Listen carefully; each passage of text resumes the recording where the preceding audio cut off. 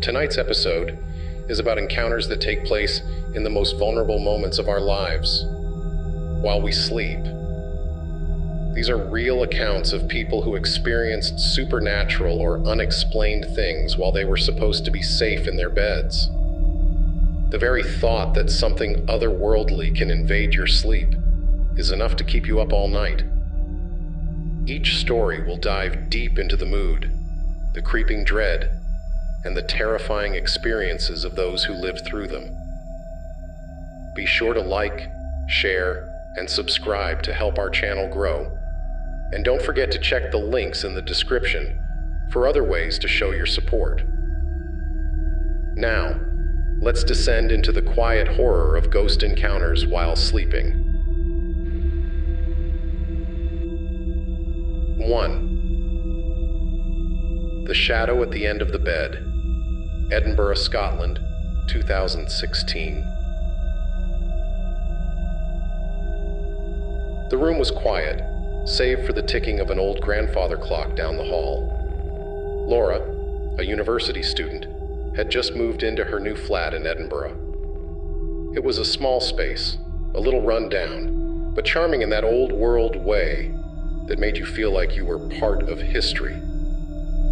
That first night, as she lay in bed, trying to adjust to the new sounds of the building settling, she saw it. At first, she thought it was a trick of the light, a shadow at the end of her bed. But then it moved, subtly, like a shifting black mist. She froze, her heart pounding in her chest. The shadow seemed to take form, growing taller, darker, until it stood like a figure watching her. Laura tried to scream, but her voice caught in her throat. The figure didn't move closer. It just stood there, staring, as if it knew something she didn't. Her mind raced. Was it a dream? A sleep paralysis episode? She'd heard of those, but this felt too real. The room was too cold, the silence too thick. After what felt like an eternity, the figure dissolved, fading into the darkness of the room. Laura didn't sleep for the rest of the night, and over the next few weeks, the figure returned, always at the end of her bed, always watching. She never found out who or what it was, but to this day, she still sleeps with the lights on, terrified of what might be waiting in the shadows when she closes her eyes.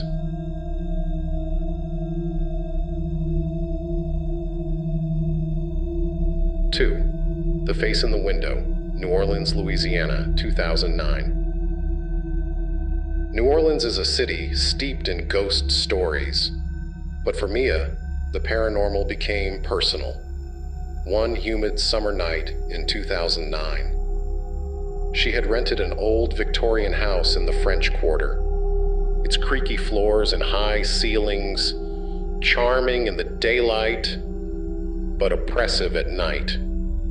The house had been vacant for years, and the landlord had shrugged off any questions about its history. That night, Mia lay in bed, the windows open to let in the breeze. She was drifting between sleep and wakefulness when she heard it. A faint tapping at the window. Her room was on the second floor, so she figured it was just the wind or a tree branch brushing against the glass. But the tapping grew louder, more insistent.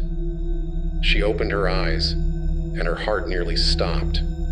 There, outside the window, was a face. A pale, gaunt face with hollow eyes staring right at her.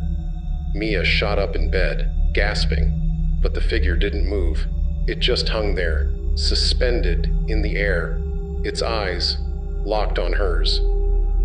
She scrambled to turn on the bedside lamp, and the moment the light flickered on, the face disappeared. She told herself it was a nightmare, but every night after that, the face returned, tapping on the window, waiting for her to wake up. Mia moved out after just 3 months, unable to shake the feeling that whatever was outside her window was waiting for more than just a glimpse.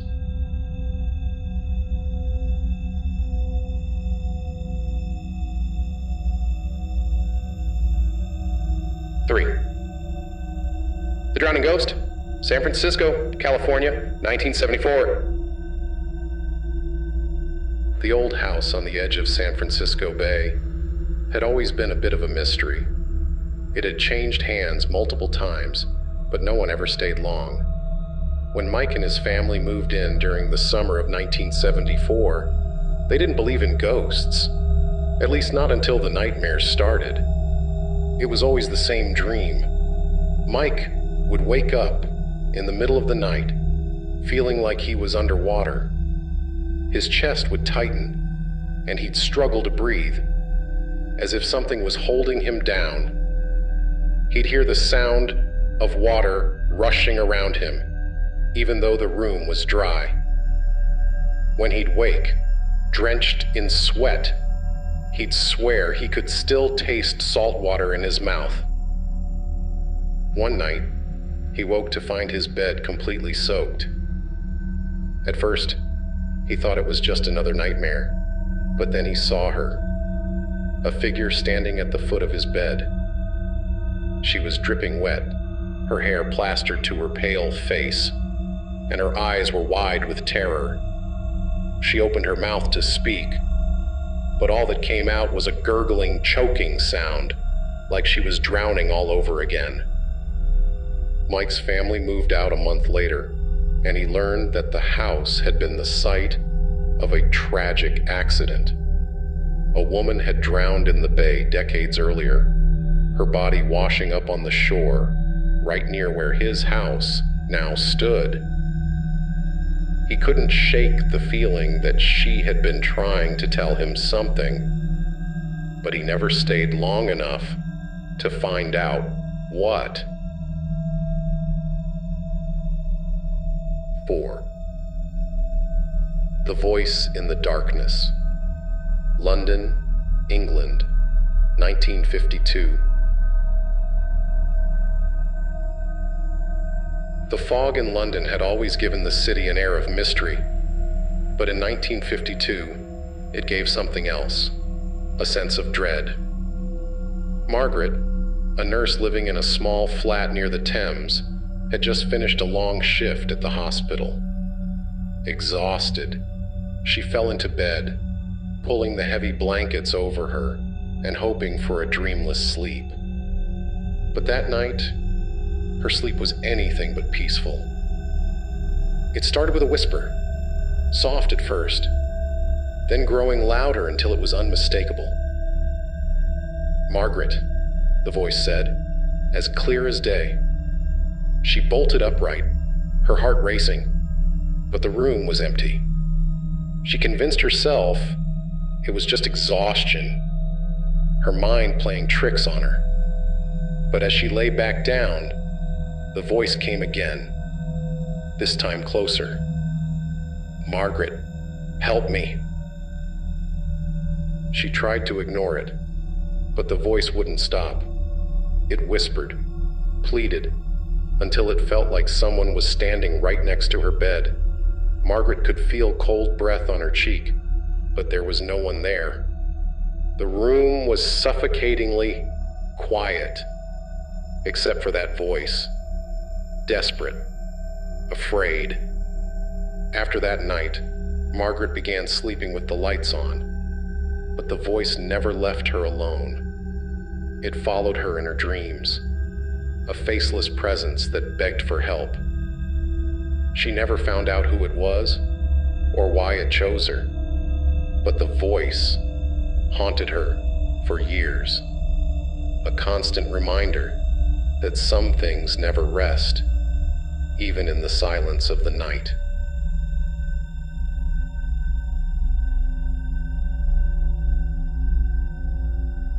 Five. The Woman in the Closet. Tokyo, Japan, 2014. Kana had always been a skeptic when it came to ghosts. Living in a bustling city like Tokyo, it was easy to brush off ghost stories as superstition. But in 2014, she had an experience that changed everything. Kana had just moved into a new apartment, a small but cozy place in the heart of the city. It was perfect, until the strange things started happening. At first, it was just small things. Objects moving slightly, doors creaking open on their own. But one night, as she lay in bed, she heard a soft thud coming from her closet. She froze, staring at the closet door, which was slightly ajar. Her breath caught in her throat as she saw a shadowy figure moving inside, like someone was shifting around in the small space. Kana pulled the covers over her head, her heart pounding, praying it was just her imagination. The thud came again, louder this time, followed by the sound of slow, deliberate footsteps. The closet door creaked open wider, and Kana couldn't help but peek out from under the covers. What she saw made her blood run cold. A woman, pale and gaunt, standing in the doorway of the closet. Her hair was matted, her clothes tattered, and her eyes, empty, hollow, were fixed on Kana. Kana shut her eyes tight, too terrified to move. She could hear the woman breathing, could feel her presence hovering at the edge of the bed. But when she opened her eyes again, the woman was gone. Kana moved out of the apartment a week later, but she never forgot the woman in the closet, and she still can't sleep without checking that her closet door is firmly shut. Try some. 6. The Watcher on the Stairs. Boston, Massachusetts, 1987. The old brownstone in Boston's South End had been in Jenny's family for generations.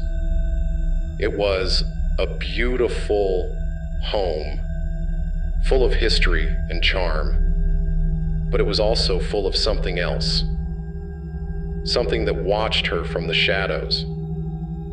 Jenny had always felt uneasy in the house, especially at night.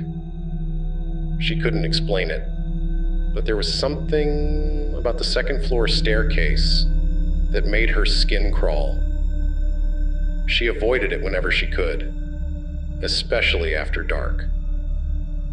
One night, after a long day at work, Jenny fell asleep on the couch in the living room. She woke up sometime after midnight to the sound of creaking floorboards.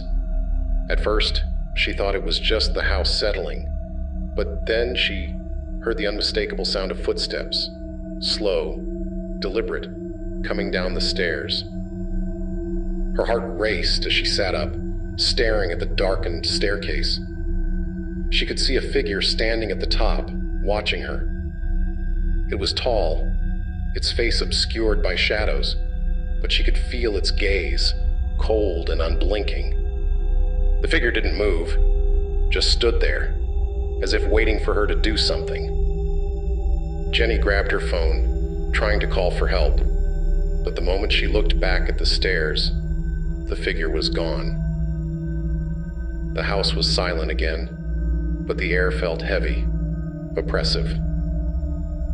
She spent the rest of the night sitting on the couch, wide awake, too afraid to go upstairs. Jenny never told anyone about the figure on the stairs, but every night after that, she made sure to avoid looking at the second floor after dark. She couldn't shake the feeling that whatever was up there was still watching, waiting for the right moment to show itself again.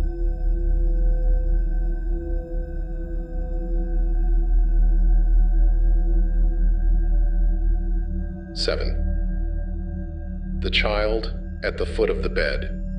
Austin, Texas, 1999. Carmen had always heard stories about haunted houses, but she never expected to experience anything like that herself.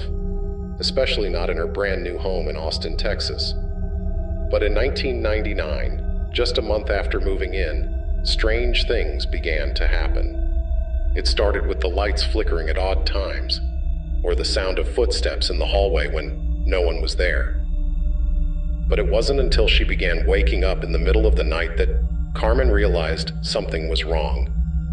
The first time it happened, she thought it was a dream. She woke up around 3 a.m., feeling like someone was in the room with her. When she opened her eyes, she saw a small figure standing at the foot of her bed. A child, no older than 5, with dark hair and wide, sad eyes. The child just stood there, staring at her. Carmen was frozen with fear, unsure if she was awake or still dreaming. She blinked, and the child was gone. She told herself it was just a nightmare, but the next night, it happened again. And the night after that, the child always appeared at the same time, standing at the foot of the bed, silent, watching. Carmen began losing sleep, dreading the moment when the child would appear. She tried talking to it, asking who it was and what it wanted, but the child never answered. It just watched, its sad eyes full of something Carmen couldn't understand. After months of sleepless nights, Carmen finally consulted a medium who told her the child was a lost spirit, searching for something or someone it had lost in life. The medium performed a cleansing, and after that, the child never returned. But Carmen still thinks about those nights, and the way the child's eyes seemed to plead with her, asking for help she couldn't give.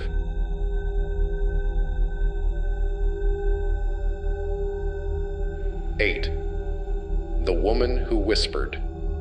Cardiff, Wales, 2011. The old Victorian house in Cardiff had been a bargain, and Anna couldn't believe her luck when she moved in. It was spacious, charming, and had that classic feel she loved. But what Anna didn't know was that the house came with a past. A past that would soon invade her dreams. It began one cold night in October, when Anna was lying in bed, drifting off to sleep. The room was dark, the only sound the gentle hum of the radiator. But as she began to doze, she heard a voice, a whisper soft and breathy, coming from just behind her. Anna! Her eyes snapped open, her heart racing. She turned, expecting to see someone standing next to the bed, but there was no one there. The room was empty. She tried to tell herself it was just a dream, but the voice had been so real, so close. The next night, it happened again. This time, the voice whispered her name over and over, growing more insistent, more desperate. It sounded like a woman, her voice tinged with fear. Anna tried to block it out, pulling the covers over her head, but the whispering continued, right in her ear. Anna began dreading bedtime, knowing the voice would come as soon as she started to fall asleep. She tried sleeping with the lights on, with music playing, but nothing worked. The voice always found her. Finally, Anna did some research and discovered that the previous owner of the house, a woman named Eliza, had died in her sleep under mysterious circumstances. No one knew exactly how she had died, but rumors of foul play had surrounded her death for years. After learning about Eliza, Anna tried speaking to the voice, asking if it was her, but the whispering never changed. It just called her name over and over, until one night, it stopped. Anna never heard the voice again, but she still feels the chill of Eliza's presence in the house, like a lingering question that will never be answered.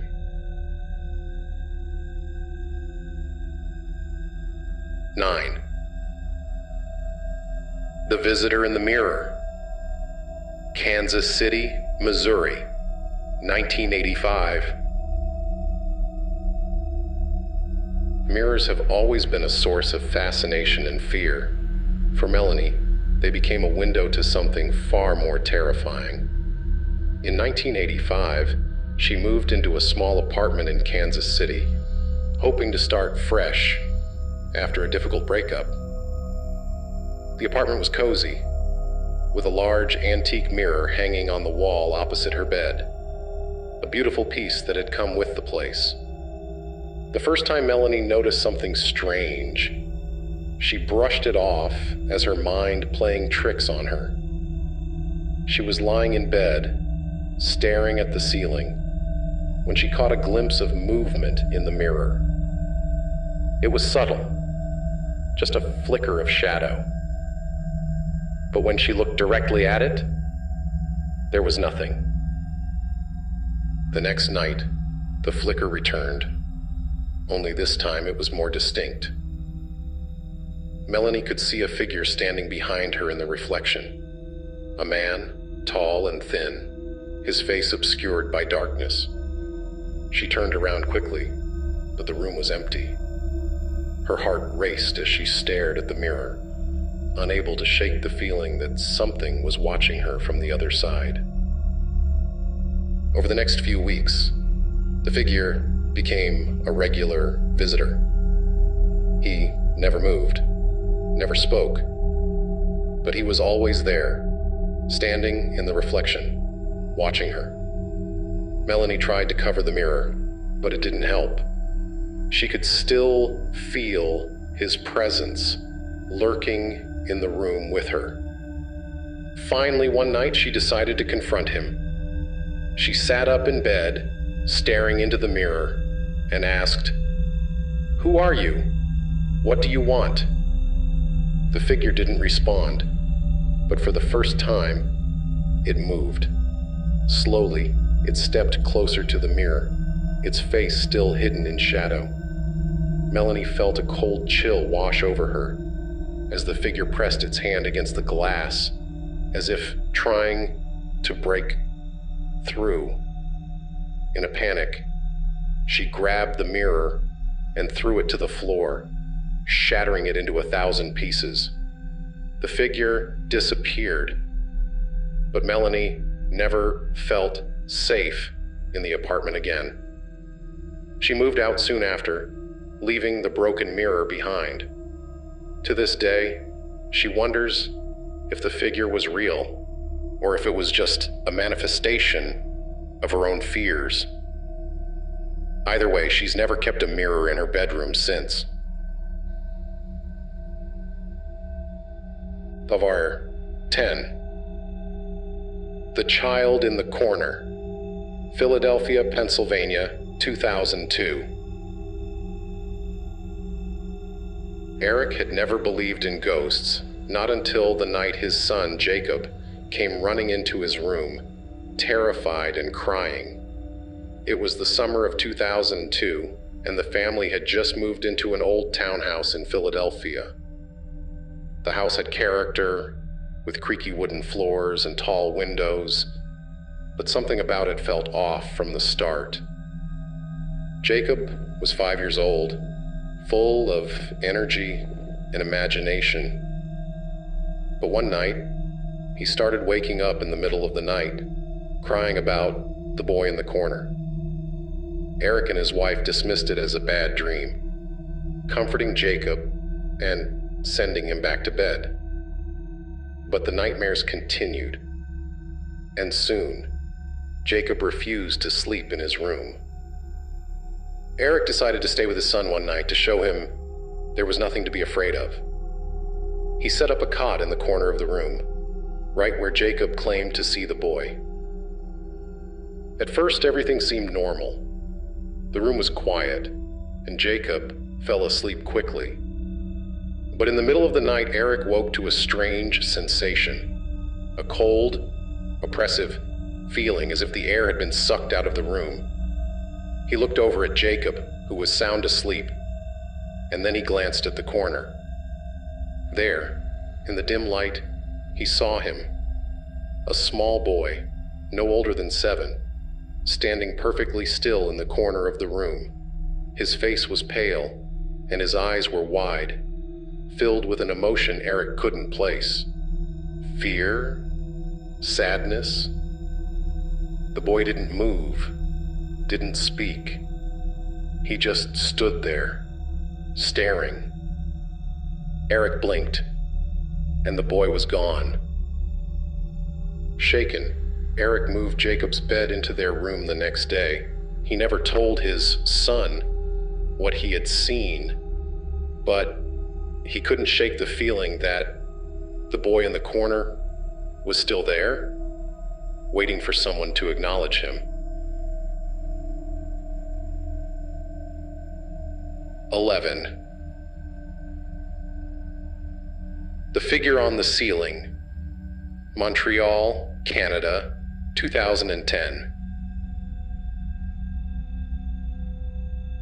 Renee had always been a light sleeper, but after moving into her new apartment in Montreal in 2010, her restless nights took on a whole new meaning. It started with the feeling of being watched, a sense that she wasn't alone in the room, even though she lived by herself. But one night, that feeling became something far more terrifying. She had fallen asleep with the lights off, something she rarely did, and woke up in the middle of the night with a heavy, oppressive weight on her chest. At first, she thought it was sleep paralysis, something she had experienced before. But this time, it was different. She opened her eyes and looked up, only to see a dark figure hovering just above her, its body pressed against the ceiling. Its arms were stretched out toward her, long and spindly, and its face, if it had one, was hidden in the shadows. The figure moved, slowly, almost rhythmically, as if it were trying to descend toward her. Renee tried to scream, but no sound came out. Her body was frozen, her limbs heavy and unresponsive. The figure hovered there for what felt like an eternity, its presence thick and suffocating. And then, just as suddenly as it had appeared, it was gone. The weight lifted from her chest, and Renee could move again. She bolted out of bed, turning on every light in the apartment. She didn't sleep for the rest of the night, her eyes glued to the ceiling, waiting for the figure to return. It never did, but Renee couldn't shake the feeling that it was still there, lurking just out of sight, waiting for the right moment to come back.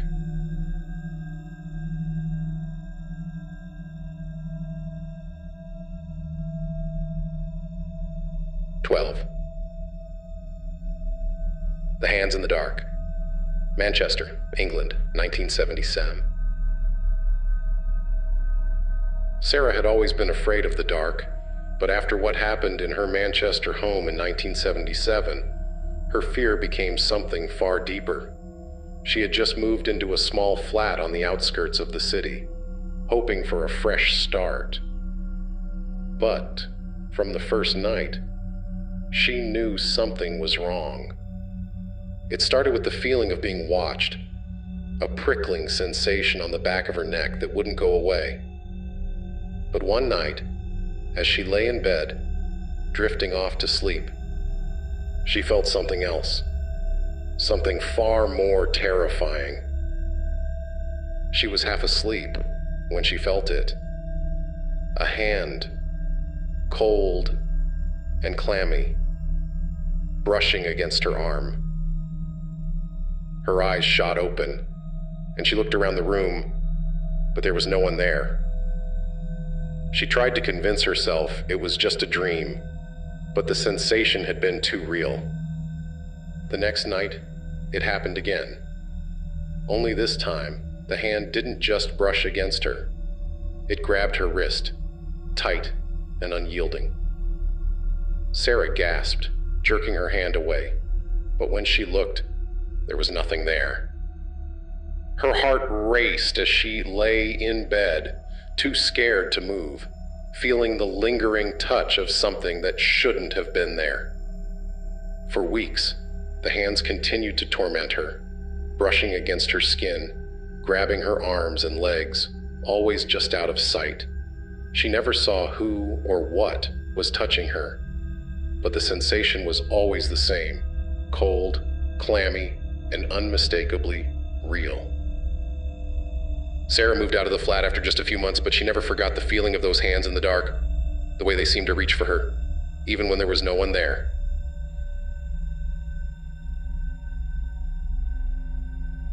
13. The Woman in White, Portland, Oregon, 2006.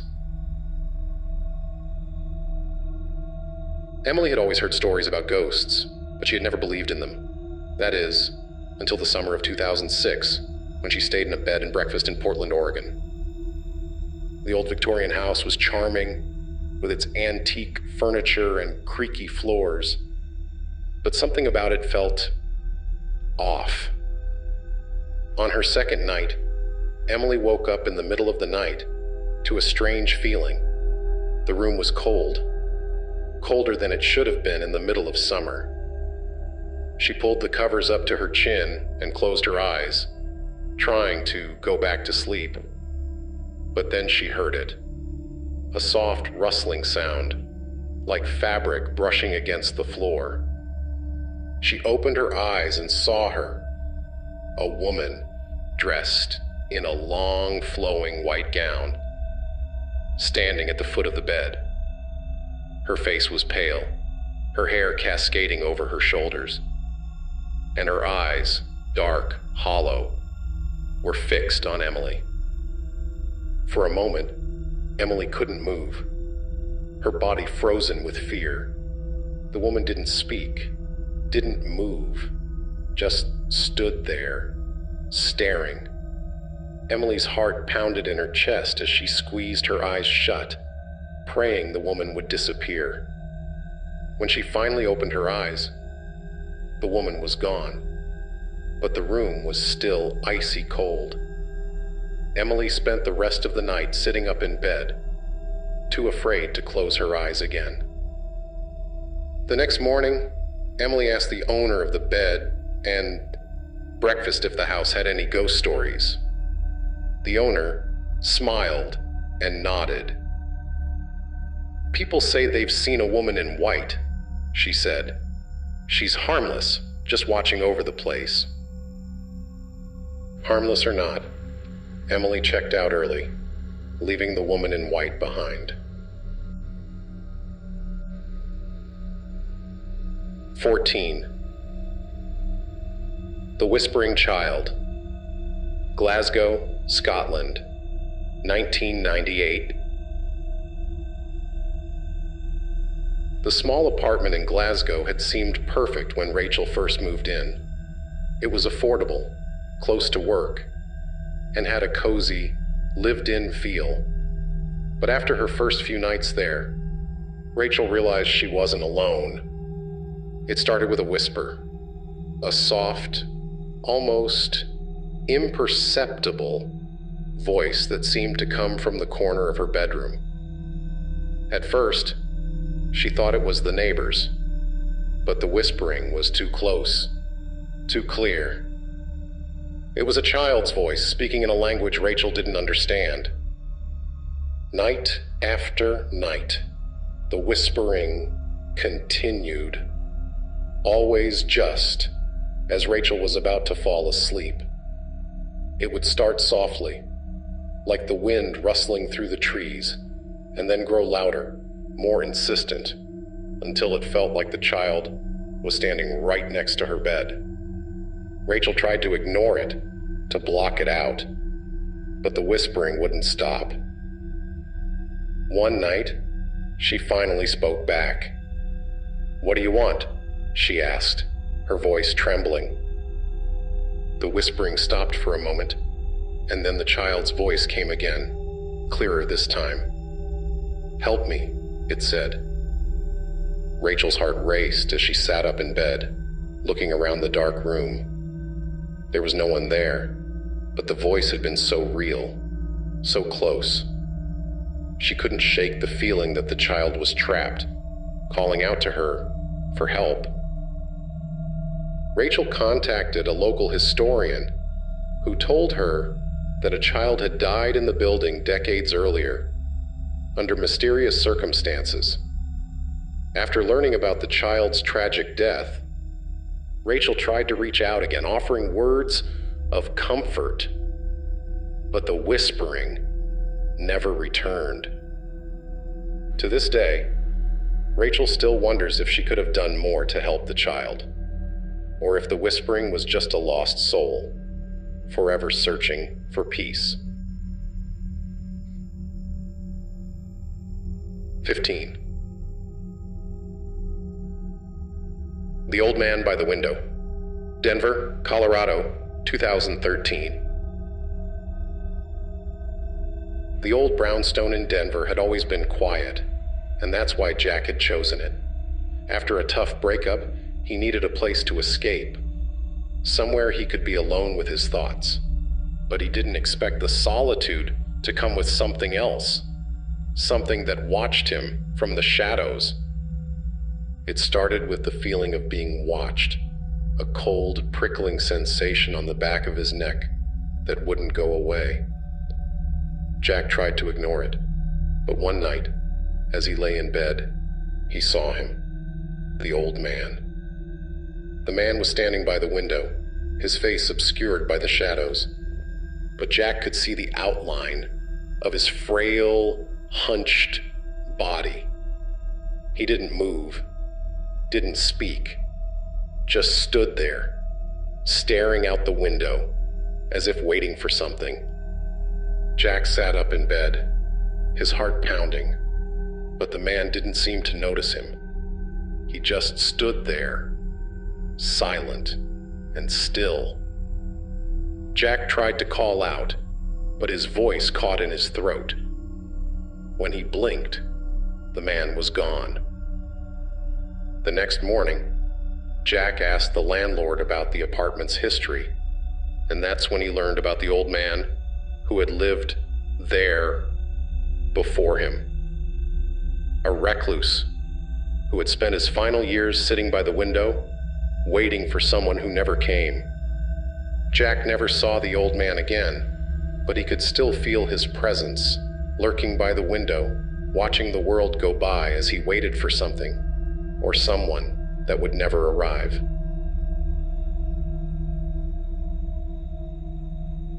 Weitzer, 16. The Ghostly Soldier, Gettysburg, Pennsylvania, 1981.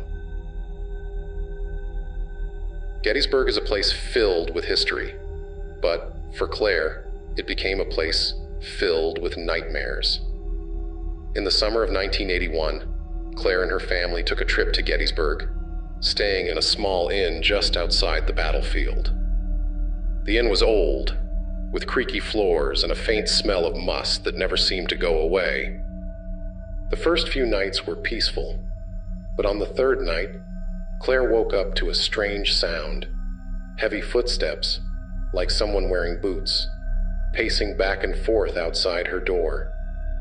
She sat up in bed listening, but the footsteps never stopped. They just kept pacing, slow and steady, up and down the hall. Claire got out of bed and opened the door, expecting to see someone, but the hallway was empty. She could still hear the footsteps, though, echoing through the air as if they were coming from another time. The next night, the footsteps returned, but this time, they were inside her room. Claire opened her eyes and saw him, a soldier, dressed in a tattered Civil War uniform, standing at the foot of her bed. His face was pale, his eyes hollow, and his expression one of deep, unending sorrow. He didn't speak, didn't move, just stood there watching her. Claire's heart raced as she pulled the covers up to her chin, too terrified to look away. After what felt like an eternity, the soldier faded into the darkness, leaving Claire alone in the room. Claire later learned that the inn had been used as a hospital during the Battle of Gettysburg, and many soldiers had died there. She never saw the ghostly soldier again, but she couldn't shake the feeling that he was still wandering the halls, searching for something he had lost on that fateful battlefield. And 17. The Woman Who Watched. New York City, New York, 1995. The city that never sleeps took on a new meaning for Julia in 1995. Living in a small apartment on the Upper West Side, Julia had always loved the energy of New York. But that all changed when she began seeing her, the woman who watched. It started one night when Julia woke up to find a woman standing at the foot of her bed. She was tall and thin, dressed in a long flowing gown, her face pale and expressionless. Julia blinked, thinking it was a dream, but the woman didn't disappear. She just stood there watching. Julia sat up in bed, her heart pounding, but the woman didn't move. She didn't speak, didn't acknowledge Julia at all. She just stared, her eyes dark and empty. Julia felt a chill run down her spine as she pulled the covers up to her chest, too scared to move. After what felt like an eternity, the woman turned and walked out of the room, disappearing into the shadows. Julia didn't sleep for the rest of the night, her eyes glued to the doorway, waiting for the woman to return. The next night, the woman was back, standing in the same spot, watching Julia with those cold, empty eyes. It became a nightly ritual, the woman appearing at the foot of the bed, never speaking, never moving, just watching. Julia eventually moved out of the apartment, unable to handle the constant presence of the woman, but she never forgot the way those eyes seemed to bore into her soul, as if the woman was waiting for something, or someone.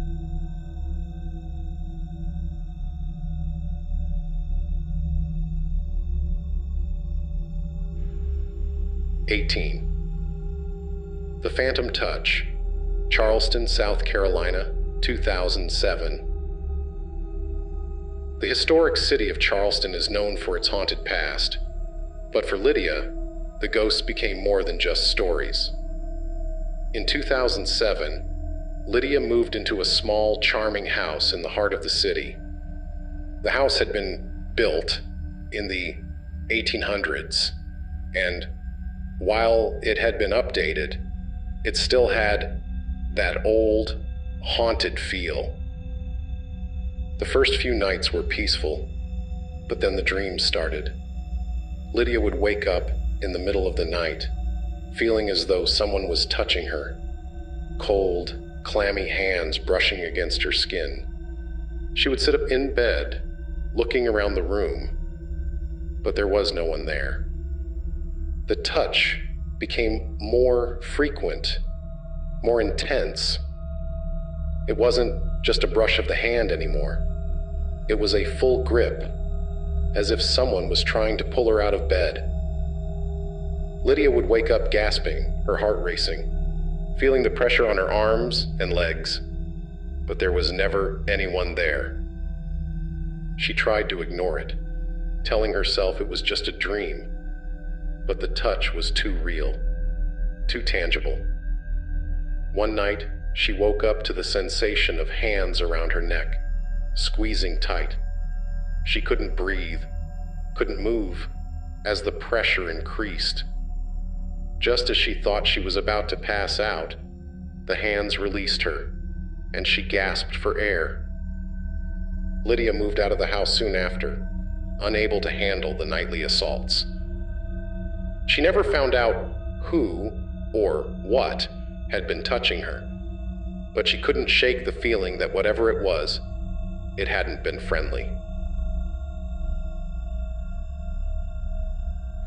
19. The Ghostly Mother, Salt Lake City, Utah, 1989. The old Victorian house in Salt Lake City had been in Sarah's family for generations. It was a beautiful, stately home, filled with memories of family gatherings and holidays. But in 1989, Sarah experienced something that made her question everything she thought she knew about the house. It started with the dreams. Sarah would wake up in the middle of the night, drenched in sweat, her heart racing. In the dreams, she was a little girl again, standing at the top of the stairs, watching as her mother walked down the hall. But the woman in the dream wasn't her mother. It was someone else, someone who looked like her mother, but wasn't. One night, Sarah woke up to find the woman from her dream standing at the foot of her bed. She was dressed in a long, flowing nightgown, her face pale and expressionless. She looked just like Sarah's mother, but there was something off about her, something cold and distant. The woman didn't speak, didn't move, just stood there, watching Sarah with those empty, hollow eyes. Sarah felt a chill run down her spine as she pulled the covers up to her chin, too scared to move. The woman stayed for what felt like hours, and then, just as suddenly as she had appeared, she was gone. Sarah later learned that the house had once belonged to another family, and the mother of that family had died in the house under mysterious circumstances. Sarah couldn't shake the feeling that the woman she had seen was that mother, forever trapped in the house, searching for her lost children. 20. The Man in the Chair, Seattle, Washington, 1992. David had always been a skeptic when it came to ghosts. He didn't believe in the supernatural, didn't buy into ghost stories. But in 1992, after moving into an old house in Seattle, David's skepticism was put to the test. It started with the chair. There was an old, worn-out armchair in the corner of the bedroom that had come with the house. David didn't think much of it. But every night he would wake up to find the chair moved, just slightly, as if someone had been sitting in it. One night, David woke up in the middle of the night and saw him, a man, sitting in the chair. He was dressed in old-fashioned clothes, his face pale and gaunt. The man didn't speak, didn't move, just sat there, staring at David with cold, empty eyes. David's heart raced as he stared at the man, too scared to move. The man just sat there, his hands resting on the arms of the chair, his gaze never leaving David. After what felt like an eternity, the man faded away, disappearing into the shadows. David tried to brush it off as a dream, but every night after that, the man returned, sitting in the chair, watching him. David eventually moved out of the house, unable to handle the nightly visits. He never found out who the man was, but he couldn't shake the feeling that the man was tied to the house, forever trapped in that old armchair, watching and waiting for something, or someone, that would never come. Thank you for joining me on this terrifying journey through ghostly encounters while sleeping. If tonight's episode of Phantom Astronaut's Nocturnal Tales kept you up? Remember to like, share, and subscribe to help the channel grow. Don't forget to check the links in the description for more ways to support us. This has been Phantom Astronauts Nocturnal Tales. And I will see you out there.